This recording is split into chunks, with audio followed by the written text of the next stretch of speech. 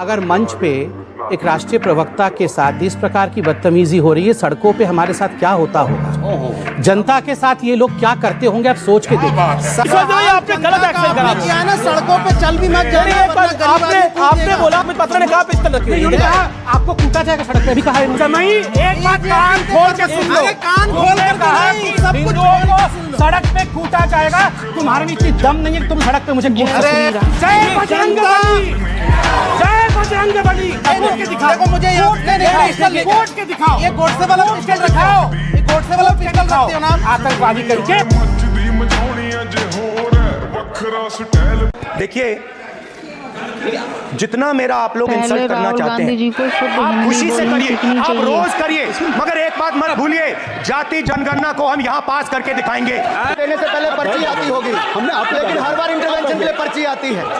अपने बलबूते पर उधार की बुद्धि से राजनीति नहीं चलती है, उधार की बुद्धि से राजनीति नहीं चलती है। यहाँ पर्ची लेने से काम नहीं चलता है। आप बोल के हटते हो, फिर पर्ची आती, फिर बोलते हो।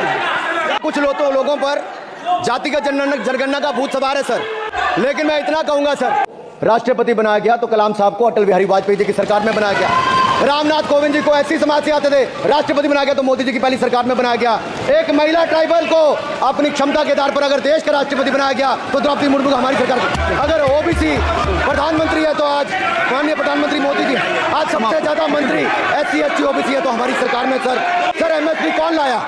MSP कोई कहता है सुधांशु जी क्रिसमस पे लाइट्स मत जलाओ, आपने सुना है पूरी दुनिया में कहीं भी? नहीं। दिवाली पे पटाखे मत जलाओ, सारा पोल्यूशन होता है। फैक्ट रिपोर्ट उसके विपरीत है, लेकिन कोर्ट ने कहा ठीक है मानते हैं। दीपक मत जगाओ, अब ये क्या है? सारे के सारे नॉर्थ पोल के जितने भी वो हैं वो सब दीपक से ही पिघलेंगे क्या? क्रिसमस की लाइटों से नहीं पिघलते भैया, उनका अपनी पे चले गए। एक लाइन में एक फैक्ट बोल दूं, हाँ, हमारे यहाँ जो दीपक जलाए जाते हैं वो घी के दिए दीपक जलाए जाते हैं, और घी में गुड कोलेस्ट्रॉल होता है, वो देसी गाय के जो मिल्क से बनता है उसमें A2 मिल्क होता है। इसलिए मैं बताना चाहता हूं, फिर भी अगर किसी को वो हो तो आपको पता सबसे ज्यादा ग्लोबल वार्मिंग कौन करता है? सारे दर्शकों से कहता हूं जाके चेक करिए। ग्लोबल वार्मिंग के लिए जो गैस रिस्पांसिबल है क्लोरोफ्लोरोकार्बन गैसेज, ये सबसे ज्यादा बीफ के प्रोडक्शन में होती है। और न्यू ईयर से लेके और क्रिसमस से लेके कितनी टर्की और बीफ बनती है इसका डाटा अवेलेबल है।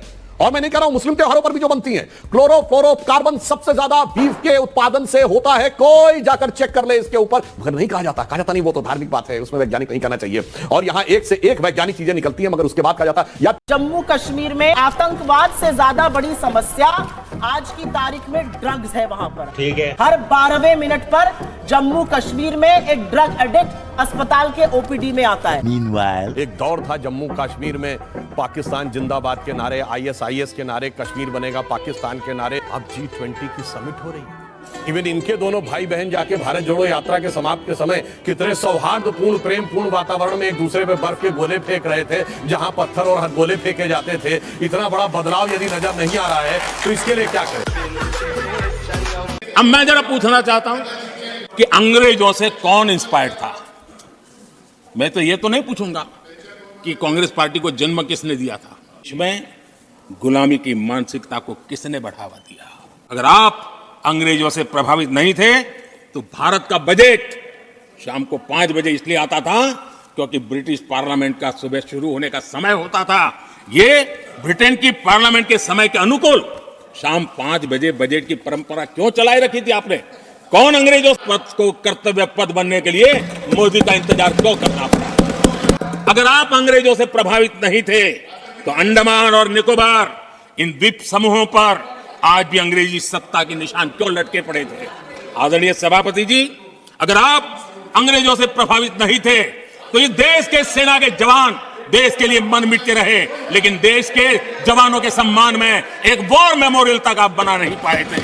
लाल किला है, कुतुब मीनार है, ताजमहल है, सब चीज है, सब तुम्हारा है। तो मुसलमान नहीं रहते तो बनता कैसे? इसकी मौका उन्होंने कहा कि खिलाने का बात सबसे पहले कांग्रेस राज्य में एजुकेटेड आदमी यही है। खिलाने का बात का मतलब समझ गया कि खिला रहे हैं मुझको, उसके बाप का ठिका लिए हुए हैं जो हम खिलाएंगे उनको।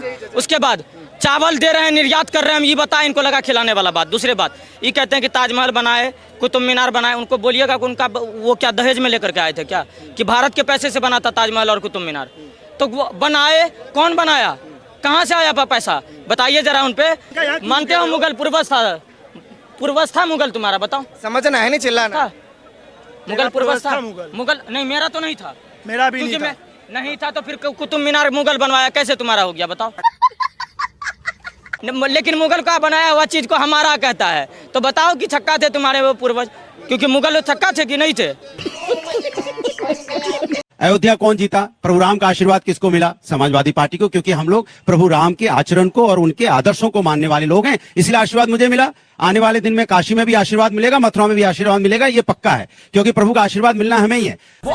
ये सब दोगला, मैं तेरा दोगलापन उतारता हूँ अब। मैं अनुराग भदौरिया के नए अवतार को देखकर आश्चर्य में था। अनुराग भदौरिया आज प्रभु राम के बार बार कसीदे पढ़ रहे हैं, सनातन के कसीदे पढ़ रहे हैं। ये मजहबी तुष्टीकरण तो इतना करते हैं कि कुर्ता तक हरा पहनते हैं। गजब बेइज्जती है।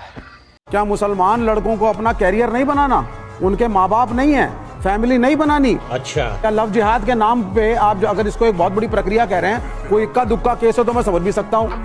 जब प्यार मोहब्बत की बात आती है तो कौन से नाम है याद करिए? बहुत जमाने पुरानी फिल्म मुगले आजम, जोधा अकबर, सलीम अनारकली, शाहजहां नूरजहां।